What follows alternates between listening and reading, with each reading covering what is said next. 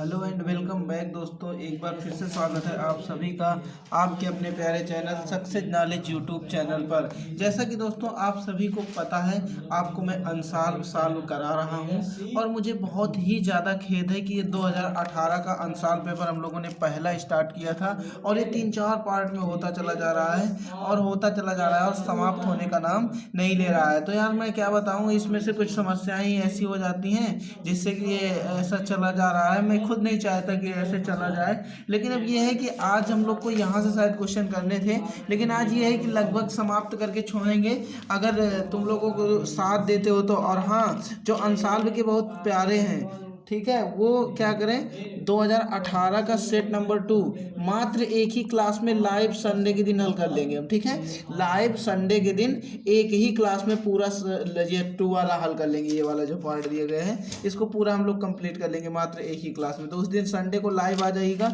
Live की timing आप लोग कमेंट करिएगा कि इतने बजे लाइव आ जाइए, तो मैं उतने बजे लाइव आ जाऊँगा और आपको ये पूरा करा दूँगा। ठीक है, तो आप लोग कमेंट करके बताइए। आइए स्टार्ट करते हैं। देखो यहाँ पे क्या है, कह रहा है कि यदि एल प्रेरकत्व, सी धारिता और आर प्रतिरोध हो तो सिद्ध कीजिए कि एल अपान सी आर का मात्रक ओम है। ये हमें सिद्ध करके लाना है कि L by C upon C into R का मात्रक ओम है। तो देखिए, सबसे पहले आपको एल का मात्रक पता होना चाहिए, सी का मात्रक पता होना चाहिए और आर का मात्रक पता होना चाहिए। तो जैसा कि तुम लोग ई एल बराबर जानते हो, ई अपान एक फार्मूला होता है delta I upon delta T. ठीक है, ये होता है। इससे अगर हम लोग निकालेंगे तो इसका वोल्ट होता है, तो हो जाएगा वोल्ट और इसका हो जाएगा सेकेंड, तो वोल्ट इंटू सेकेंड। और ये डेल्टा आई का क्या हो जाएगा, एम्पियर।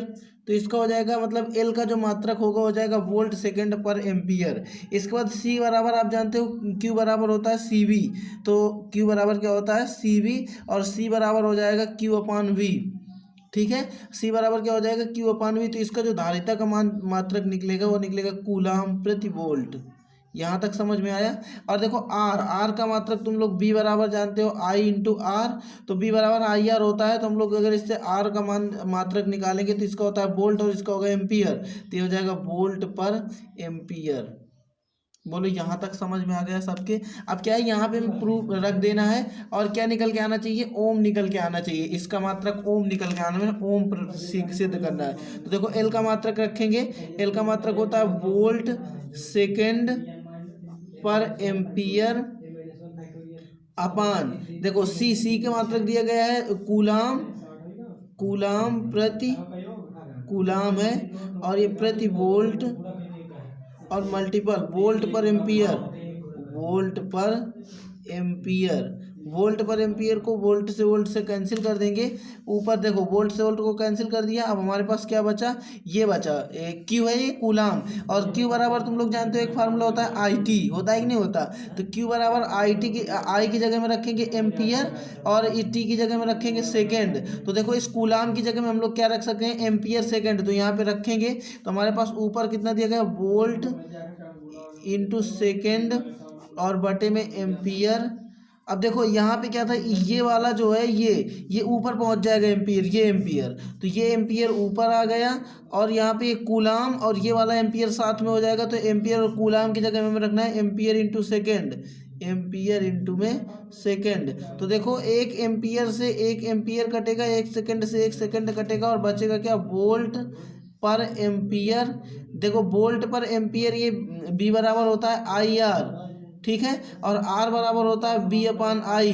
तो देखो वोल्ट पर एम्पियर को हम लोग क्या लिख सकते हैं, आर, यानी कि इसका आर का मात्रक क्या होता है, ओम। प्रूव दैट, मतलब हमें यही सिद्ध करना था कि एल अपान आर का मात्रक ओम होता है। बोलो समझ में आ गया बेटा सभी के।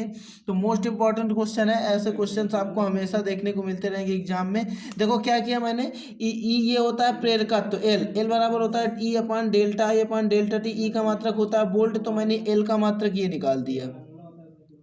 ठीक है, इसके बाद सी का मात्रक ये होता है कूलाम प्रति वोल्ट। ठीक है, इसके बाद आर का मात्रक होता है वोल्ट पर एम्पियर। इनको सबको मैंने रखा, तो देखो जब रखा तो वोल्ट सेकेंड बटे एम्पियर, ये क्या है, एक भिन्न बन रही है, एक कूलाम प्रति वोल्ट और वोल्ट पर एम्पियर। तो यहाँ पे देखो ये वोल्ट से वोल्ट कैंसिल हो गया, अपने पास बचा था क्या, अगर समझ में नहीं आया तो देख लो, वोल्ट सेकेंड बटे एम्पियर और अपान में बचा था कूलाम और पर एम्पियर। तो अब मुझे एक बार ये बताओ यार कि ये एम्पियर से एम्पियर सीधा सीधा भी हम लोग काट सकते हैं ना, ये ऊपर जाएगा तो हमारे पास क्या बचेगा, वोल्ट इंटू सेकेंड और यहाँ पे बचेगा कूलाम। तो इस कूलाम की जगह में रख देना क्यू बराबर आई टी से क्यू आई की एम्पियर और इसकी टी, तो ये सेकेंड, तो ये हो जाएगा, ये कट जाएगा सेकेंड से सेकेंड और ये एम्पियर प्रति वोल्ट क्या हो जाएगा, ओम हो जाएगा। तो बोलो यहाँ तक जिसके समझ में आ गया, ये इतना समझ में आ गया है ना। ये अरे यार ये वोल्ट सेकेंड और बटे में क्या है कूलाम, कूलाम की जगह में रख लेना आई टी, ये कूलाम है तो हो जाएगा वोल्ट सेकेंड और ये हो जाएगा आई टी यानी कि एम्पियर और ये हो जाएगा सेकेंड। तो सेकेंड सेकेंड खत्म हो जाएगा और इसका आर हो जाएगा। बोलो समझ में आ गया कि नहीं आया, ना आया हो ना तो कमेंट बॉक्स में बताना, ठीक है। अब चलते हैं दूसरे क्वेश्चन की ओर। दूसरा क्वेश्चन क्या कह रहा है, कह रहा है कि 0.1 का है जो 0.8 टेस्ला, जो टेस्ला होता है कैपिटल बी का मात्रक होता है। किसका मात्रक होता है, कैपिटल बी का। कैपिटल बी बराबर दिया गया है 0.8 टेस्ला के चुंबकीय क्षेत्र के अंतर्गत 2 सेंटीमीटर व्यास के वृत्त के वृत्ताकार पथ में गति कर रहा है। तो कह रहा है 100 वोल्ट पर एम्पियर यानी कि ई का मान दिया गया है, ई बराबर दिया गया है 100 वोल्ट पर एम्पियर के विद्युत क्षेत्र में सरल रेखीय हो जाता है। इस का विशिष्ट प्रतिरोध होता है Q बटे M का मान क्या होगा, जबकि हमें ये दिया गया है और 2 सेंटीमीटर व्यास यानी कि R बराबर कितना होगा, तुम लोग जानते हो व्यास की आधी त्रिज्या होती है तो होगा 1 सेंटीमीटर, इसको मीटर में बदल लेंगे तो 1 × 10⁻² मीटर हो जाएगा। सेंटीमीटर को बदलने के लिए देखो जब व्यास दिया हो 4 तो उसकी त्रिज्या होगी 2, व्यास दिया हो 6 त्रिज्या होगी 3, मतलब व्यास की आधी त्रिज्या होती है। तो यहाँ पे व्यास दिया था 2 तो त्रिज्या होगी 1। सेंटीमीटर को हटाने के लिए 10⁻² का गुणा करते हैं। अब देखो एक वृत्ताकार सर्कल मैंने चौथे चैप्टर में प्रूविंग कराई थी, एक वृत्ताकार क्षेत्र की त्रिज्या, एक वृत्ताकार गोला की त्रिज्या, तो वहां पे निकाला था R बराबर QB अपान MV, QB अपान में MV R बराबर होता है देखो यहाँ पे मैंने किया हुआ है R बराबर होता है MV/QB, तो डायरेक्ट मैं ये निकाल रहा था लेकिन यहाँ पे आपको निकालने की जरूरत है। Q अपान M होता है विशिष्ट प्रतिरोध, तो देखो MV/QB होता है, ठीक है। तो मैं यहाँ पे डायरेक्ट कर देता हूँ अब क्योंकि निकालने की कोई आवश्यकता नहीं है। तो देखो ये R बराबर होता है किसी वृत्ताकार पथ की त्रिज्या, हमेशा याद रखना किसी वृत्ताकार पथ की त्रिज्या की बात करेंगे। देखो ये क्वेश्चन भी कह रहा है अपना कि एक कण है जो चुंबकीय क्षेत्र के अंतर्गत 2 सेंटीमीटर के वृत्त में गति कर रहा है, मतलब कि 2 सेंटीमीटर का ऐसा कोई वृत्त है, कोई पार्टिकल है जो ऐसे मूव कर रहा है। तो जब भी कोई पार्टिकल किसी वृत्त पर मूव करता है तो उसके लिए त्रिज्या का फार्मूला होता है MV/QB और ये Q अपान M ये जो लिया गया है ये होता है विशिष्ट आवेश। तो विशिष्ट आवेश बराबर जब यहाँ से आप निकालोगे Q अपान M का मान तो निकल के आएगा Q अपान M। देखो Q को इधर ले आए, M को बटे में ले आए, तो ये क्या बचा हमारे पास, सिर्फ V बचा। और इसके बाद ये R, यहाँ पे ये जो R आएगा इसके अपान में आ जाएगा तो ये RB, ये Q इधर से चला गया। बस यार वैल्यू रख लो, कोई दिक्कत है क्या यहाँ पे। अब देखो यहाँ पे देखो तुम्हें V की वैल्यू नहीं दी गई, पूरे क्वेश्चन में नहीं दी गई ना, और E की वैल्यू दी गई। तो E बराबर फार्मूला होता है B/L, क्या होता है E बराबर B/L। तो B यहाँ से निकालोगे तो हो जाएगा E × L। L होती है लंबाई या दूरी, तो ये वाली जो R, ये जो वैल्यू है ये R की दी गई है और यहाँ L का भी वर्क करेगी, ठीक है। ये जो वैल्यू है ये L का भी वर्क करेगी, तो यहाँ पे 1 रखेंगे तो E बराबर क्या निकल के आ जाएगा, सॉरी V बराबर E का मान कितना दिया गया है हमें, E का मान दिया गया है 100 और ये L का मान हम लेट करेंगे 1। ये भी दूरी होती है, ये भी दूरी होती है, ठीक है।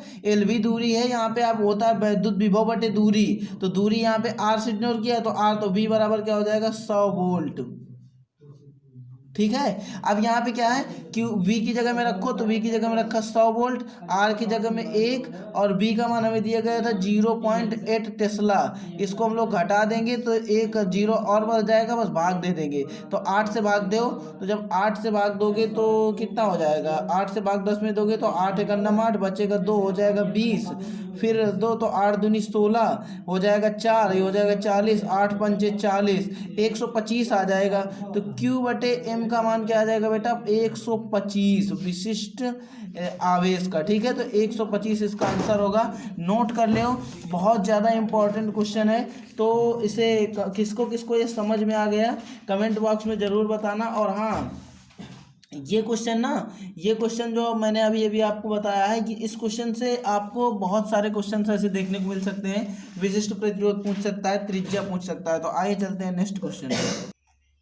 अगला क्वेश्चन कह रहा है भूचुंबकीय क्षेत्र के विभिन्न अवयव क्या हैं, इनके बीच संबंध का सूत्र स्थापित कीजिए। तो देखिए, जो भूचुंबकत्व के लिए अवयव होता है और उसके लिए जो मेन फार्मूला होता है वो होता है BE का स्क्वायर बराबर BV का स्क्वायर प्लस BH का स्क्वायर, यानी कि tan थीटा बराबर एक और निकालते हैं हम लोग, दो फार्मूले की प्रूविंग करते हैं, BV बटे BH। ये बताओ आता है किसी को ये वाला डेरिवेशन जिसमें tan थीटा बराबर BV अपान BH निकालते हैं, या फिर BE का स्क्वायर बराबर BV का स्क्वायर और प्लस BH का स्क्वायर, ये एक फार्मूला होता है। ये दोनों फार्मूले एक ही डेरिवेशन में प्रूव होते हैं। जब भी कभी तुमसे क्वेश्चन बोले कि भूचुंबकत्व के अवयव क्या हैं, इनके बीच संबंध स्थापित कीजिए, ये अगर क्वेश्चन आपसे कहता है तो समझ लीजिए, या फिर आपसे क्वेश्चन बोल देता है चुंबकीय क्षेत्र का क्षैतिज घटक या फिर चुंबकीय क्षेत्र का ऊर्ध्वाधर घटक के बीच में संबंध बताओ, तो भी आपको यही डेरिवेशन करके आना होता है। तो सबसे पहली बात, भूचुंबकत्व के अवयव क्या होते हैं ये आपको पता होना चाहिए।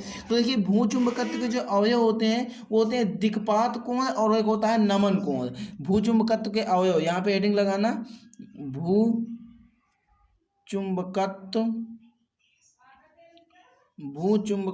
के अवयव, भूचुंबकत्व के अवयव। तो भूचुंबकत्व के अवयव नंबर फर्स्ट है दिक्पात कोण और नंबर सेकंड है नति कोण या नमन कोण। इसी को लोग बोलते हैं नति कोण अथवा नमन कोण। ये होते हैं आपके क्या, ये भूचुंबकत्व के अवयव। जब भी कभी तुमसे पूछा जाता है कि भूचुंबकत्व के अवयव क्या है, इनके बीच में संबंध स्थापित करो, तो संबंध आपको ये स्थापित करना होता है BE का स्क्वायर बराबर BV का स्क्वायर प्लस BH का स्क्वायर। ठीक है, अब देखिए इसमें क्या है ना, मैं कुछ क्वेश्चन छुड़ाने का मन है तभी जल्दी से क्वेश्चन हो पाएंगे। जैसे ये डेरिवेशन सीधे सीधे हैं, आप लोग कमेंट बॉक्स में बताइएगा, अभी मैं करा रहा हूँ। जैसे ये डेरिवेशन सीधे सीधे हैं तो इनको आपको बस सर्च करना है, यूट्यूब पर मैंने 50 बार कराया हुआ है, तो आप वहां से जाके कर सकते हैं। लेकिन कोई बात नहीं, यहाँ पे आ जाए तो करा देता हूँ। इनके बीच में जब हम कभी संबंध स्थापित करते हैं तो एक भागौलिक यामोत्तर और एक चुंबकीय यामोत्तर, दो यामोत्तर होते हैं, क्योंकि दिक्पात कोण की परिभाषा होती है भागौलिक यामोत्तर और चुंबकीय यामोत्तर के बीच बना कोण दिक्पात कोण कहलाता है। तो सबसे पहली बात यह है कि चुंबकीय यामोत्तर और भागौलिक यामोत्तर है क्या, तो देख लीजिए, ये है आपका चुंबकीय यामोत्तर। ये क्या है बेटा, ये है आपका चुंबकीय यामोत्तर। अब इसमें हमें बनाना है भागौलिक यामोत्तर। तो भागौलिक यामोत्तर हमारा कुछ इस प्रकार से बनता है। ठीक है, भागौलिक यामोत्तर कुछ इस प्रकार से बनता है, ये हो गया। ठीक है, ये बना। अब देखो भागौलिक यामोत्तर इस प्रकार से बनता है, इसको हम ऐसे ऐसे कर देते हैं तो ये क्या बन जाता है, हमारा भागौलिक यामोत्तर का वर्ग करने लगता है। ऐसे ऐसे रेखाएं होंगी इसकी,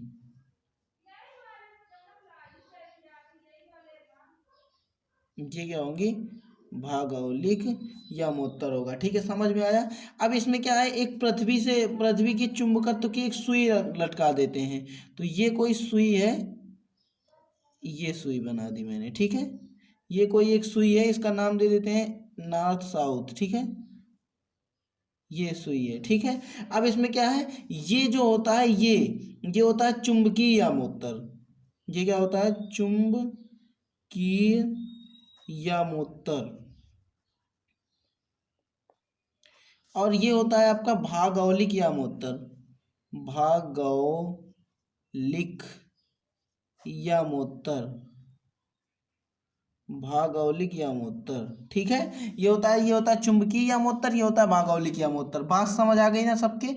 अब देखो यहाँ पे एक एंगल बनेगा, यहाँ पे एक एंगल बनेगा। आपको पता होगा कोण की परिभाषा होती है जब दो रेखाएं एक दूसरे को आपस में काटती हैं वहां पर एक कोण बनता है जिसे हम लोग क्या कहते हैं, कोण कहते हैं। तो ये थीटा नहीं, ये कोण बनता है अल्फा। क्या कोण बनता है, अल्फा। और यही कोण होता है दिक्पात कोण। और ये एक कोण बनता है यहाँ पे थीटा, इस कोण को कहते हैं नति कोण अथवा नमन कोण। ये कोण होता है थीटा और ये कोण होता है अल्फा। तो देखो ये अल्फा जो है ये भागौलिक यामोत्तर और ये क्या है, चुंबकीय यामोत्तर। इन दो यामोत्तर के बीच में बना हुआ कोण है तो इसको हम लोग क्या बोल देंगे, दिक्पात कोण की परिभाषा आप बोल दोगे कि भागौलिक यामोत्तर और चुंबकीय यामोत्तर के बीच बना कोण दिक्पात कोण कहलाता है। क्या बोल दोगे, भागौलिक यामोत्तर और चुंबकीय यामोत्तर। ये कौन सा यामोत्तर है, भागौलिक यामोत्तर। आपने देख लिया ये चुंबकीय यामोत्तर है और ये भागौलिक यामोत्तर है। तो ये भागौलिक यामोत्तर और चुंबकीय यामोत्तर, ये पूरा भागौलिक चुंबकीय यामोत्तर है ये पूरा। तो देखो ये भागौलिक यामोत्तर होगा और ये पूरा चुंबकीय यामोत्तर है। इसके बीच में अल्फा कोण बन रहा है तो ये जो अल्फा कोण बन रहा है ये कहलाता है दिक्पात कोण। तो दिक्पात कोण बन कहाँ रहा है, भागौलिक यामोत्तर और चुंबकीय यामोत्तर को बीचों बीच बन रहा है। तो आप बोल दोगे भागौलिक यामोत्तर और चुंबकीय यामोत्तर के बीच बना कोण क्या कहलाता है, दिक्पात कोण कहलाता है। जब नमन कोण या नति कोण की बात करेंगे तो ये देखो ये क्या है, ये पृथ्वी के लिए मैंने बताया था ना, ये बीई वैल्यू है। किसकी वैल्यू है ये बीई है, पृथ्वी का चुंबकीय क्षेत्र। ये क्या है, पृथ्वी का चुंबकीय क्षेत्र। ये जो लाइन है मैंने ड्रा करी है ये बताया था ना चुंबकीय सुई है, पृथ्वी के लिए है। किसके लिए है, पृथ्वी के लिए। तो ये पृथ्वी की चुंबकीय सुई है और ये भागौलिक यामोत्तर है। तो सॉरी ये चुंबकीय यामोत्तर है। तो आप बोल देंगे पृथ्वी का कुल चुंबकीय क्षेत्र, क्या बोल देंगे कि पृथ्वी का कुल चुंबकीय क्षेत्र और चुंबकीय यामोत्तर के बीच बना कोण नति कोण या नमन कोण कहलाता है। क्या बोल दोगे, या फिर बोल सकते हो चुंबकीय यामोत्तर और चुंबकीय सुई। ये सुई है, आपको मैंने बताया था कि क्या है, सुई है। तो आप बोल सकते हो चुंबकीय यामोत्तर और चुंबकीय सुई के बीच बना कोण क्या कहलाता है, नति कोण या नमन कोण कहलाता है। यहाँ तक बात समझ में आ गई सभी के? कमेंट बॉक्स में फटाक से लिख दीजिए हाँ हमारे समझ में आ गई। अब देखो इसकी आपको थोड़ी सी थ्योरी लिखनी होती है, ज़्यादा कुछ खास नहीं। इसको नाम दे देता हूँ PQRS। ये PQRS क्या है, चुंबकीय यामोत्तर। और यहाँ पे दे देता हूँ PQRS दे दिया, इसे दे देता हूँ ML और इसे दे देता हूँ O इसको, ठीक है। इसको दे देता हूँ O, ठीक है। ओ दे दिया, चलो इसको ओ था मान लीजिए पर PQRS ये हो गया, LMO ये हो गया, ठीक है। अब देखो ये एक चुंबकीय यामोत्तर है तो बस यही चीज आपको लिखना है। माना PORS एक चुंबकीय यामोत्तर है जिसमें एक चुंबकीय सुई, ये NS एक चुंबकीय सुई है तो जिसमें एक चुंबकीय सुई NS स्वतंत्रता पूर्वक लटकाई गई है। इसको दो भागों में विभाजित करता है। क्योंकि कौन कौन से भागों में, यह दो भागों में विभाजित करता है। एक भाग देखो ये है और एक भाग देखो ये है। तो ये जो भाग है ये क्षैतिज है। कौन सा भाग है बेटा, ये जो भाग है ये आपका क्षैतिज भाग है। और क्षैतिज भाग है कौन सा है, पहली बात इसको समझिए, ये आपका क्षैतिज भाग है। अगर ये क्षैतिज भाग है, क्षैतिज भाग का मतलब होता है जो एक ड्रा लाइन होती है, जैसे ये है तो ये क्षैतिज है, ये है तो ये क्षैतिज है। ये क्षैतिज नहीं कहलाती, क्षैतिज ये कहलाती है। बात समझ गए? तो ये भी लाइन खींची हुई है तो ये भी क्षैतिज है। और क्षैतिज का मतलब होता है हॉरिजॉन्टल। क्षैतिज का मीन्स होता है बेटा हॉरिजॉन्टल। तो क्षैतिज है तो ये हॉरिजॉन्टल होगा, हॉरिजॉन्टल। तो इसका जो चुंबकीय क्षेत्र होगा हम लोग BH लेट करेंगे। इसके बीच की दूरी क्या है, मान लेते हैं इसके बीच की दूरी BH है। अब ये क्या है, ऊर्ध्वाधर है। ये क्या है बेटा, ऊर्ध्वाधर है, ऊर्ध्वाधर। तो ऊर्ध्वाधर मतलब होता है वर्टिकल। क्या होता है, वर्टिकल मीन्स होता है ऊर्ध्वाधर। तो इसकी जो दूरी लेट करेंगे वो लेट करेंगे BB।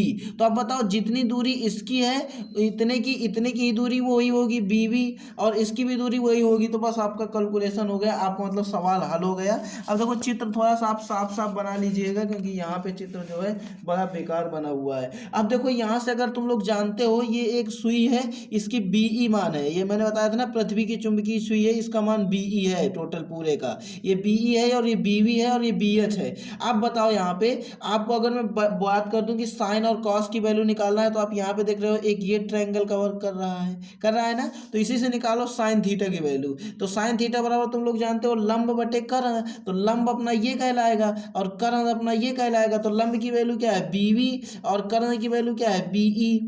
ये हो गया। अगर मैं तुमसे कह दूं कास थीटा का मतलब बताओ, तो कास थीटा के लिए तुम कह दोगे कि होता है आधार बटे कर्ण। तो आधार क्या है, बी एच, तो ये हो गया बी एच, और कर्ण क्या है, बीई। लाल बटे कक्का के बारे में जो ना जानता हो कमेंट बॉक्स में बताना, नेक्स्ट वीडियो में बता दूंगा। लाल बटे कक्का से क्या है कि आपको फार्मूले पता चल जाते हैं कि साइन थीटा बराबर क्या होता है, कास थीटा बराबर ऐसे, ठीक है। तो ये हो गया बी एच बटे बीई। अब देखो अगर ये समीकरण 1 मान लूँ और इसे समीकरण नंबर 2 मान लूँ, तो बताओ होगा क्या, कुछ हो सकता है। अगर मैं इन्हें एक समीकरण 1 2 मान लूं, तो क्या करूं, समीकरण 1 और 2 का भाग दे दूं, तभी तो tan बनाएगा। मैंने कहा था ना आपको, समीकरण फर्स्ट भागे सेकंड। अगर ये कर देते हैं तो साइन थीटा बटे कास थीटा tan थीटा बना देगा। तो यहाँ पे साइन थीटा बराबर क्या है, बीवी बटे बीई, और यहाँ पे हो जाएगा कास थीटा क्या है, बी एच बटे बीई, ठीक है। तो अब देखो ये ऊपर जाएगा, ये इसके मल्टीपल में जाएगा, और ये जो है इसके मल्टीपल में रहेगा। तो यहाँ से क्या हो जाएगा, बी, सीधा सीधा काट सकते हो, ये बीई से बीई को काट दिया, और तुम्हारे पास बचा क्या, बीवी बटे बी एच। दुनिया की रवाज करने से कोई मतलब नहीं है। और देखो ये साइन थीटा बटे कास थीटा कहलाता है tan थीटा, तो tan थीटा बराबर हमने प्रूव कर लिया बीवी बटे बी एच। बोलो यहाँ तक समझ में आ गया बेटा सभी के। ये बी एच क्या है, क्षैतिज घटक, चुंबकीय क्षेत्र का क्षैतिज घटक। ये बी है चुंबकीय क्षेत्र, और ये हॉरिजॉन्टल क्या बताया मैंने, क्षैतिज घटक। तो ये हो जाएगा चुंबकीय क्षेत्र का क्षैतिज घटक। और ये क्या हो जाएगा, ऊर्ध्वाधर, चुंबकीय क्षेत्र का ऊर्ध्वाधर घटक, चुंबकीय क्षेत्र का ऊर्ध्वाधर घटक। अब देखो ये दो समीकरण हमारे पास निकले थे, ये अगर इन समीकरणों का, ये जो समीकरण दिए गए हैं, इन समीकरणों को मैं जोड़ के वर्ग कर दूं, मतलब इन समीकरणों का वर्ग करूं और जोड़ दूं, तो क्या होगा, क्या करूं बेटा, वर्ग करूं और वर्ग करने के बाद जोड़ दूं। तो देखिए वर्ग करके अगर हमें जोड़ना है तो इस समीकरण को हम ऐसे निकाल सकते हैं कि बीवी बराबर A B E sine theta, निकाल सकते हैं ना। इसको नीचे लिखिएगा, इसको मान लीजिए क्वेश्चन नंबर और थर्ड मान लीजिए, इसको तीसरी मान लीजिए, ठीक है। और इसको बी एच बराबर अगर हम लोग यहाँ से निकालें तो क्या निकलेगा, यहाँ से निकलेगा बीई इंटू में कास थीटा, ये निकलेगा। इसको मान लीजिए समीकरण नंबर 4। अब यहाँ पे लिखोगे समीकरण 1 व 2 को, समीकरण 3 का वर्ग करें और जोड़ दें चौथी समीकरण में, और इसका भी वर्ग कर दें, तो होगा क्या, देखो इसका मैंने वर्ग किया तो ये हो गया बीवी का स्क्वायर। अब देखो इनको क्या करना है, हमें दोनों समीकरणों को जोड़ना है, तो लेफ्ट लेफ्ट जोड़ जाएंगे, राइट राइट जोड़ जाएंगे, तो ये हो जाएगा बीवी का स्क्वायर प्लस बी एच का स्क्वायर। अब देखो ये बन जाएगा बीई का स्क्वायर, और ये हो जाएगा अपने पास बीई का कास स्क्वायर थीटा, तो ये हो जाएगा बीई साइन स्क्वायर थीटा, और ये प्लस बीई का स्क्वायर, ये हो जाएगा कास स्क्वायर थीटा। अब देखो होगा क्या, बीई स्क्वायर यहाँ से कॉमन निकाल लेंगे, तो हो जाएगा sine square theta plus cos square theta, और sine square theta plus cos square theta का मान क्या होता है 1। तो ये हो जाएगा बीई का स्क्वायर बराबर बीवी का स्क्वायर प्लस बी एच का स्क्वायर। बोलो यहाँ तक जिसके समझ में आया कमेंट बॉक्स में बताइए। मोस्ट इंपॉर्टेंट क्वेश्चन था। आगे चलते हैं, अपने अंसाल पेपर को आगे बढ़ाते हैं। यार थोड़ा सा मेरा मन है कि हम लोग स्पीड से करें, क्योंकि ये अंसाल पेपर ना हो नहीं पाता ज़्यादा, तो हम ज़्यादा से ज़्यादा अंसाल पेपर को सॉल्व करने की कोशिश कर रहे हैं, लेकिन फिर भी नहीं हो पा रहा। तो क्या किया जाए यार, समस्याएं सबकी होती हैं, लेकिन संडे को मैंने आपसे प्रॉमिस किया है जो वो काम आपका हो जाएगा। आगे चलते हैं, देखिए आगे कौन सा क्वेश्चन होगा, क्वेश्चन नंबर 5 आ गए। क्वेश्चन नंबर 5 क्या है देखते हैं। क्वेश्चन नंबर 5 देखिए, कह रहा है ओल्टता नियंत्रक के रूप में जेनर डायोड। आप देखो ये जेनर डायोड जो है यूपी बोर्ड में से हटा दिया गया है 30% सिलेबस में। क्या किया गया है, 30% सिलेबस में जेनर डायोड को खत्म समझिए, ठीक है। तो जेनर डायोड आपको नहीं करना है, ठीक है। जो 30% सिलेबस से हटा हुआ भाग है उसको मैं बता रहा हूँ, इस पे दिया गया है ये, क्योंकि ये अंसाल पुरानी है। कोई दिक्कत नहीं है यार, अंसाल पुरानी है तो क्या हुआ, हम लोग जो क्वेश्चन कर रहे हैं वो जो छोड़ दिए गए उनको हम छोड़, रेडियो एक्टिवता ये हट गया है अपना, तो इसको भी हम लोग नहीं करेंगे। अब देखिए जिसको सिलेबस देखना हो तो यूपीएमएसपी सर्च करे, गूगल में जाए और सर्च करे यूपीएमएसपी, या फिर यूट्यूब पर देख लो यार 30% फिजिक्स कट सिलेबस मिल जाएगा, मैंने भी वीडियो बनाया हुआ है। या फिर यूपीएमएसपी में जाके सिलेबस अपना डाउनलोड कर लो, या फिर यूट्यूब पे देख लो। तो यूट्यूब पे जब देखोगे तो वहाँ पे बताया जाएगा आपको कि ये और ये हट चुका है, रेडियो एक्टिवता बताया जाएगा कि हट चुका है, तो रेडियो एक्टिवता से रिलेटेड क्वेश्चन भी हट चुका होगा। अब देखिए क्वेश्चन कह रहा है एनओटी गेट के लिए लॉजिक प्रतीक, सत्यता सारणी और बुलियन व्यंजक दीजिए। आइए इसको करते हैं क्योंकि एनओटी गेट अपने में है। क्वेश्चन है एनओटी गेट के लिए, एनओटी गेट के लिए सत्यता सारणी बुलियन व्यंजक। तो सबसे पहली बात एनओटी गेट के लिए हेडिंग लगा दीजिए प्रतीक। एनओटी गेट, एनओटी, टी फार क्या होता है ट्रायंगल, टी फार क्या होता है ट्रायंगल। तो ट्रायंगल बनाना है लेकिन उल्टा करके बनाना है, ट्रायंगल को बनाना है लेकिन उल्टा करके बनाना है।